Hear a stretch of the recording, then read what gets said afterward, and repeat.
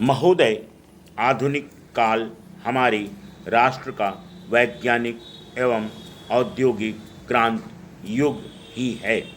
इस युग के विज्ञान यज्ञ को सफल बनाने में ही भारतवासी का योगदान नितांत आवश्यक है। इस विज्ञान क्रांति की गति इतनी धीमी क्यों? 105 करोड़ की जनसंख्या वाले देश के लाखों वैज्ञानिक, यांत्रिक वैज्ञानिक एवं तकनीकी कर्मियों की शक्ति विश्व में तृतीय आंकी जाती है।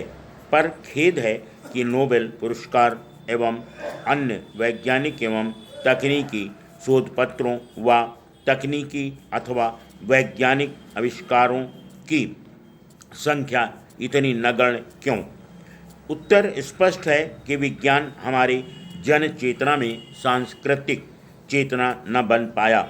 इसका एक यह भी कारण है कि विज्ञान का कार्य शिक्षा व प्रशिक्षण राष्ट्रभाषा अथवा प्रांतीय भाषा में न होकर अंग्रेजी भाषा में होगा। अतः इन विशेषज्ञों का लाभ अंग्रेजी प्रधान देश उठाते हैं। प्रयोगात्मक कार्यों की असमर्थता के कारण हमारे यहाँ के वैज्ञानिक अनुसंधानकर्ताओं के सैद्धांतिक अनुसंधान कार्यों को विदेशी कार्यान्वित कर लाभ उठाने में सक्षम हो जाते हैं। हिंदी के माध्यम से कार्य होने पर सीधा लाभ हम उठा पाते। जर्मनी, चीन, जापान, रूस, फ्रांस को अपनी निजी भाषा का विशेष लाभ मिला व लगातार उसका वह लाभ उठा रहे हैं। वैज्ञानिक विकास औद्योगिक विकास की मूल सीढ़ी है। विज्ञान की आधुनिकतम उपलब्धियों का लाभ उच्च तकनीकी अनुसंधान एवं विकास के माध्यम से ही संभव हो सकता है। अतः राष्ट्र के सर्वांगीण विकास के लिए खेती, रक्षा, ऊर्जा, यातायात, उद्योग, पर्यावरण, स्वास्थ्य विज्ञान, प्रौद्योगिकी, वस्तु विज्ञान, कंप्यूटर विज्ञान, अंतरिक्ष विज्ञान, चिकित्सा विज्ञान आदि क्षेत्रों में उच्च तकनीकी अनुसंधान व विकास निरंतर होते रहना नितांत आवश्यक है। इस दुर्गम कार्य के लिए हर नर नारी, चाहे युवा हो या कृषक हो या रक्षा सैनिक, जब एकजुट होकर भाग लेंगे तभी यह सर्वोच्च संकल्प पूर्ण हो सकेगा। अतः आवश्यक है इस हेतु एक ही संपर्क भाषा का माध्यम अपनाएं, अन्यथा एक समृद्धशाली व शक्ति संपन्न देश का सपना साकार न हो सकेगा और उच्च शिक्षा प्राप्त BE, MSc एवं PhD की उपाधियों से अलंकृत उच्च पदाधिकारी वर्ग ही इस विज्ञान की धरोहर को अपने मानसिक विलास का साधन बनाए बैठे रहने के अतिरिक्त कुछ भी न कर सकेंगे।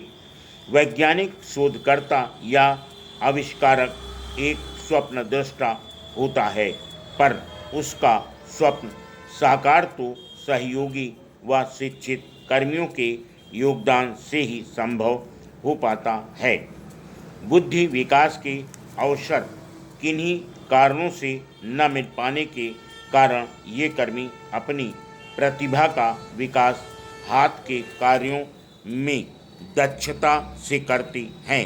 अतः इस हेतु यह आवश्यक है कि वैज्ञानिक व तकनीकी कर्मियों के बीच की संपर्क भाषा हिंदी अथवा प्रांतीय भाषा ही हो।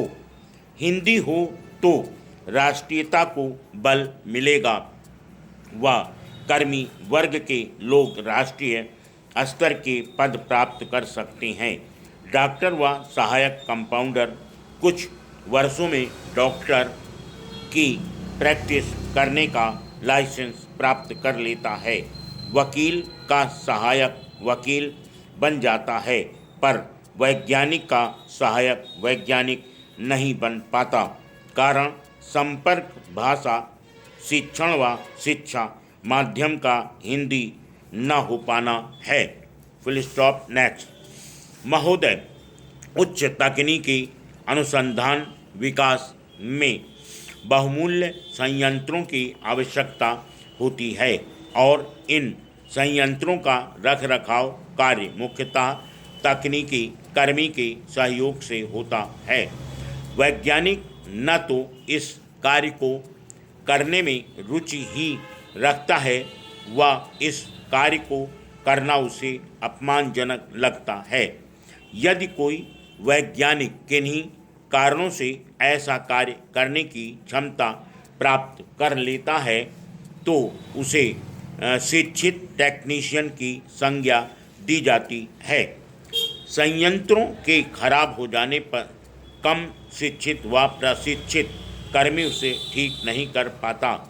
इस प्रकार करोड़ों की लागत के संयंत्र खराब घोषित कर दिए जाते हैं व उनके स्थान पर उससे अधिक लागत के संयंत्र खरीदने पड़ते हैं और यह क्रिया लगातार इसी प्रकार चल रही है और चलती रहेगी।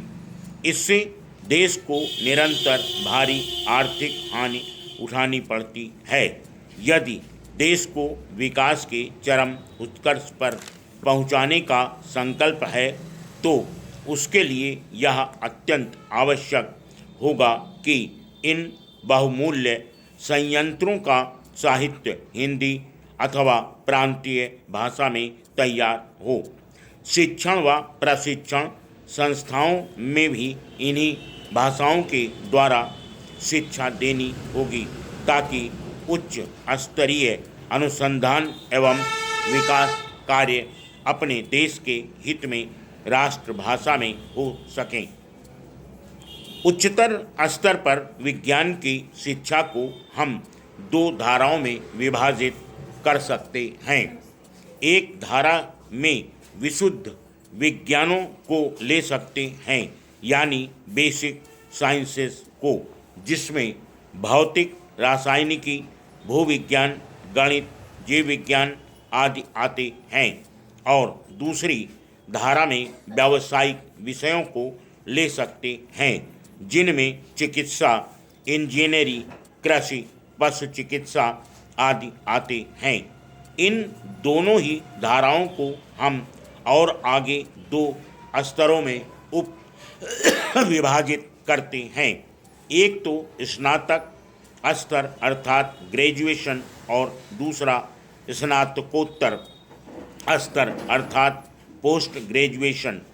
व्यावसायिक विषयों के अध्यापन में यदि कुछ थोड़ा बहुत हिंदी माध्यम का उपयोग हो रहा है तो वह केवल कृषि एवं पशु चिकित्सा के ही क्षेत्र में है और वह भी संभवतः उस शब्दावली तक सीमित है जिसका प्रयोग कृषक अथवा पशुपालक वर्ग तक सामान्य जानकारी पहुंचाने में किया जाता है। चिकित्सा एवं इंजीनियरिंग के क्षेत्र में स्नातक स्तर पर भी हिंदी माध्यम से शायद ही कहीं पढ़ाया जाता हो और स्नातकोत्तर स्तर पर तो कतई है ही नहीं। विशुद्ध विज्ञानों का शिक्षण विश्वविद्यालयों के अपने निजी विभागों में होता है या उनके अंतर्गत अलग अलग कॉलेजों में।